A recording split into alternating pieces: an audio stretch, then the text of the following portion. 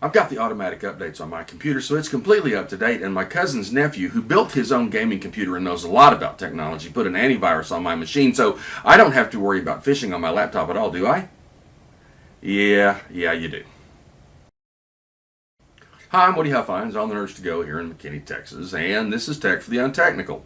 One of the questions that we get a lot is, how do you protect yourself against phishing attacks? And the answer is that you have to protect yourself against phishing attacks.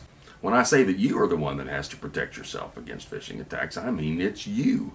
It's not a piece of software that's going to do it. Even the best security software may be 95%, and batting 950 in the majors would be awesome. But you have to be right every time, and the bad guys only have to be right once. So, how do you avoid phishing? And there's a deal that I did about how to not click on bit.ly links and other things, but here's an important story that came out in the last month that kind of illustrates what I'm saying.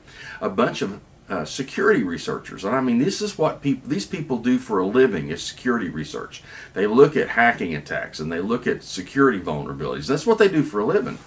And a North Korean advanced persistent threat group, state-sponsored group, was able to start hacking some of their machines because they contacted them through social media with a, hey, we found a vulnerability, maybe you want to look at this, and got security researchers to visit websites that had malicious code on them, got security researchers to download examples of code that were malicious code.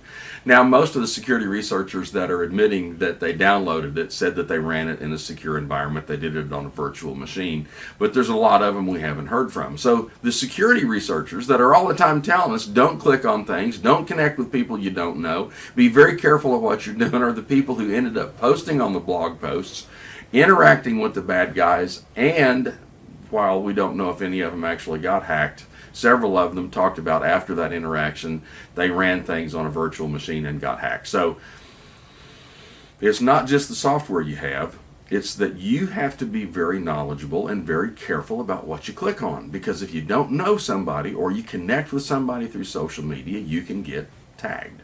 Now, there's another little piece to this.